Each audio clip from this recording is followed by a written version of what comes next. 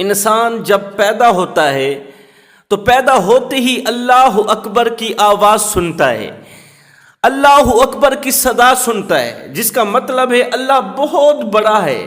یہ آسمان کتنا بڑا ہے، سورج چاند ستارے جس آسمان میں موجود ہیں، یہ آسمان کتنا وسیع ہے، کتنا طاقتور ہے، کتنا بڑا ہے۔ سنو، میرا اللہ اس سے بھی بڑا ہے۔ یہ زمین کتنی وسیع ہے، زمین کتنی بڑی ہے۔ سورج چاند ستارے، انسان حیوان چرند پرند، سمندر پہاڑ اس زمین میں موجود ہیں۔ انسان اس زمین کے اوپر موجود، اتنا بڑا عقل مند انسان اس زمین پر موجود، جس انسان نے اپنی عقل کے ذریعے، اپنی ذہانت کے ذریعے ایسی ایسی چیزیں بنائی جو انسانی سوچ سے بھی بالا تر ہیں۔ اتنا عقل مند انسان اس زمین کے اوپر موجود ہے۔ مجھے بتاؤ زمین کتنی بڑی ہوگی؟ اللہ کے سامنے اتنی بڑی زمین مچھر کے ایک بال کے برابر بھی حیثیت نہیں رکھتی۔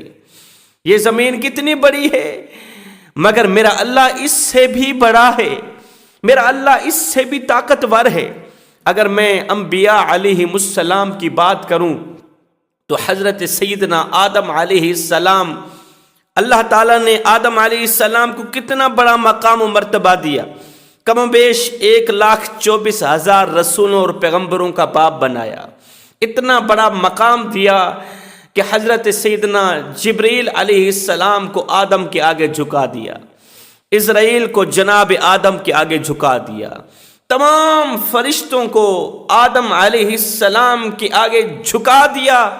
ایک فرشتے نے جب جھکنے سے انکار کیا تھا تو اللہ تعالیٰ نے آدم کے آگے نہ جھکنے کی جو سزا دی وہ سب کے سامنے ہے۔ لعنت کا توپ اس کے گلے میں ڈال کر قیامت تک کے لیے شیطان بنا کر اسے زمین پر پھینک دیا، جس کا نام آج شیطان ہے۔ کل اس کا نام ابلیس تھا، آج اس کا نام شیطان ہے۔ یہ سزا کیوں ملی؟ اس وجہ سے کہ آدم اتنے بڑے مقام و مرتبے کا مالک ہے۔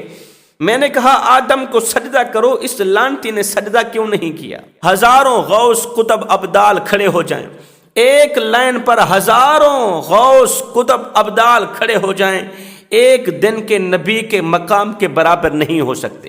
تو جس رب نے کم و بیش 1,24,000 رسولوں اور پیغمبروں کو پیدا فرمایا، تو میرے اور آپ کے نبی جناب حضرت محمد مصطفیٰ صلی اللہ علیہ وسلم کو ان تمام انبیاء کا سردار بنایا، ان تمام انبیاء کا امام بنایا۔ اور مجھے بتاؤ تو صحیح، جس خدا کا مصطفیٰ اتنا بڑا ہے وہ خدا کتنا بڑا ہوگا؟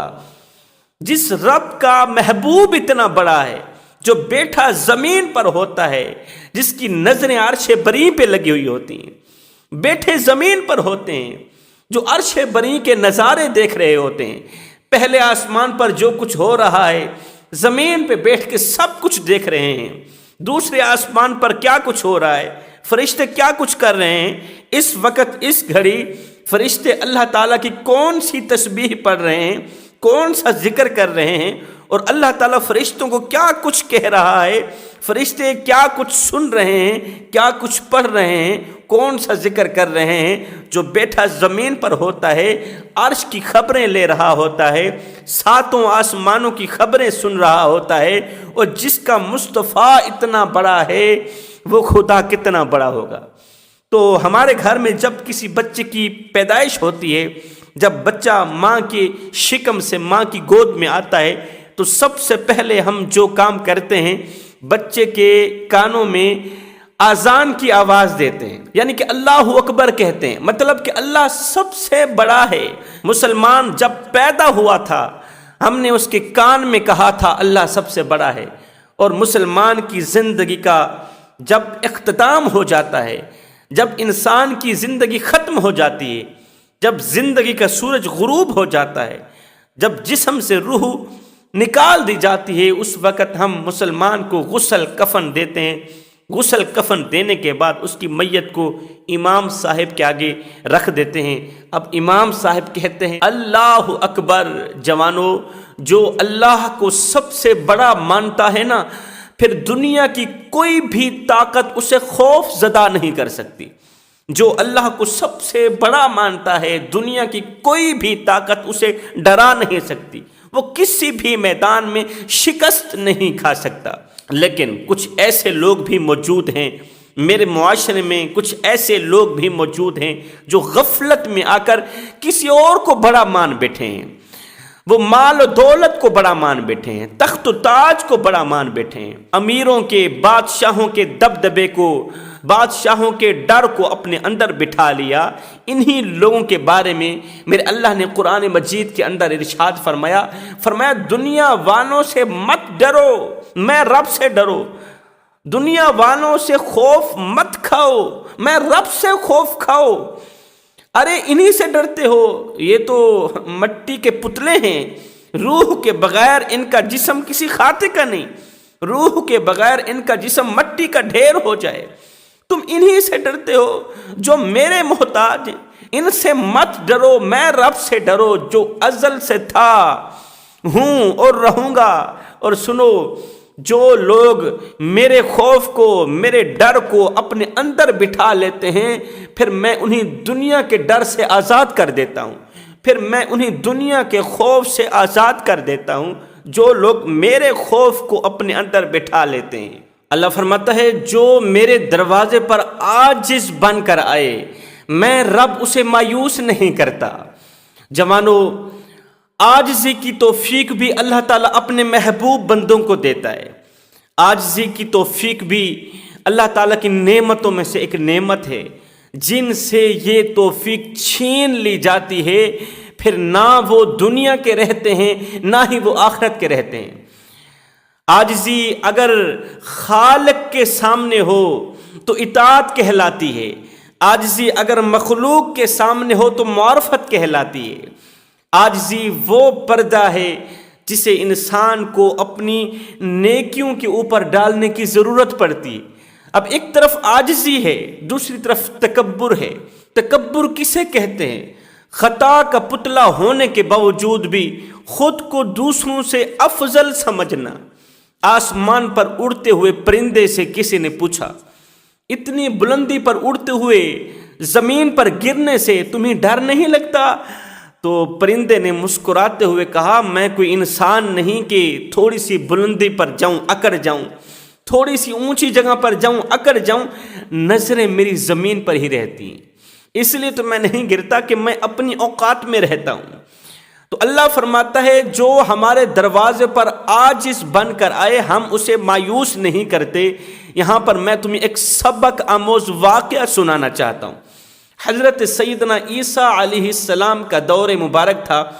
آپ کے دور میں ایک فاسق و فاجر شخص تھا جو مخلوق خدا کے لیے باعث عذاب تھا۔ اس کا سارا دن مخلوق خدا کو تنگ کرنے میں گزرتا تھا، وہ ہر وقت مخلوق خدا کو تنگ ہی کرتا رہتا تھا۔ ہوش سنبھالنے سے لے کر بڑھاپے تک کوئی ایسا گناہ نہیں تھا جو اس نے نہ کیا ہو۔ لوگ اس سے اس قدر تنگ تھے کہ اس کے مرنے کی دعائیں مانگتے تھے، یا اللہ یہ مردود کب مرے گا۔ لوگ اسے انسان نہیں کہتے تھے، لوگ اسے مردود کہتے تھے، کبھی کبھار لوگ اسے کتا بھی کہتے تھے۔ اللہ اکبر۔ اب جس بستی میں یہ گنہگار شخص رہتا تھا، یہ بدکار رہتا تھا، فاسق و فاجر جس بستی میں رہتا تھا، اسی بستی میں ایک نیکوکار شخص بھی رہتا تھا، عبادت گزار بھی رہتا تھا۔ لوگ اس کی بہت زیادہ تعریف کیا کرتے تھے، چاروں طرف چاروں سو اس کی شہرت کے چرچے تھے۔ اللہ کا کرنا ایسا ہوا، اسی بستی سے ایک دن حضرت سیدنا عیسیٰ علیہ السلام کا گزر ہوا۔ عیسیٰ علیہ السلام کا اسی بستی سے گزر ہوا۔ بالا خانے میں ایک عبادت گزار عبادت میں مصروف تھا، یہ شہرت یافتہ عبادت گزار تھا، عبادت میں مصروف تھا۔ اس نے جیسے ہی حضرت عیسیٰ علیہ السلام کو دیکھا تو جلدی سے بالا خانے سے نیچے اترا، بڑے ہی ادب و احترام سے عیسیٰ علیہ السلام کی قدم بوسی کی، عیسیٰ علیہ السلام کے ہاتھ چومے، قدم چومے۔ تو وہ گنہگار شخص دیکھ رہا تھا، فاسق و فاجر شخص یہ منظر دیکھ رہا تھا. اس نے عبادت گزار شخص کی حضرت عیسیٰ علیہ السلام کے ساتھ اس قدر عقیدت اور محبت کو دیکھی تو خود پر افسوس کرنے لگا کہ وہ بھی انسان ہے، میں بھی انسان ہوں. اللہ نے اسے بھی حضرت انسان بنایا، مجھے بھی حضرت انسان بنایا.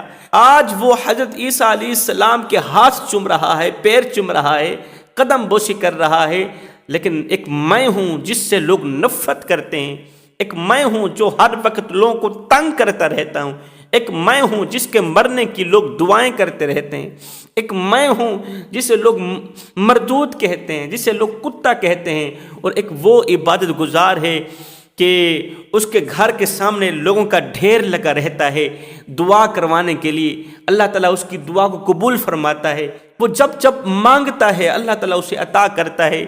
ایک میں ہوں جس نے اپنی دنیا و آخرت تباہ کی ہوئی ہے. یہ سوچتے ہی یہ شخص زار و قطار رونے لگا، تڑپنے لگا، خود پر افسوس کرنے لگا، رو کر کہنے لگا، تڑپ کر کہنے لگا، چیخ کر کہنے لگا، او میرے کریم رب، رات کو دن میں بدلنے والے رب، میں تیرے کرم کو اپنے گناہوں سے بڑھ کر سمجھتا ہوں.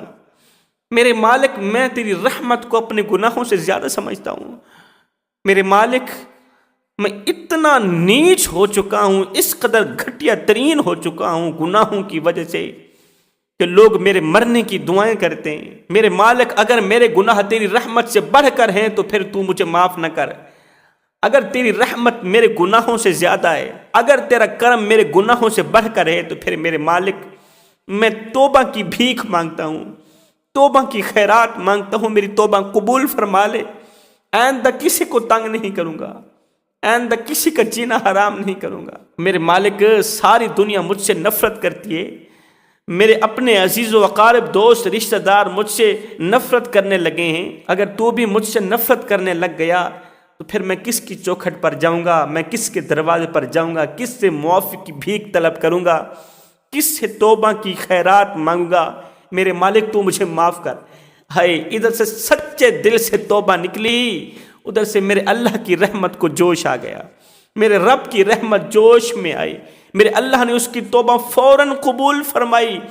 عین اسی وقت وہ عبادت گزار جو عیسیٰ علیہ السلام کے ہاتھ چوم رہا تھا، قدم بوسی کر رہا تھا، اس نے جب اس گنہگار شخص کو اس قدر گریہ و زاری کرتے ہوئے دیکھا تو اس عبادت گزار نے کہا، یہ کتا یہاں کیسے آ گیا، یہ مردود یہاں کیسے آ گیا، نیکوں کاروں کے درمیان یہ مردود کہاں سے آ گیا. دل ہی دل میں وہ عبادت گزار کہنے لگا، اے اللہ، کل قیامت کے دن میرا انجام اس مردود کے ساتھ نہ کرنا.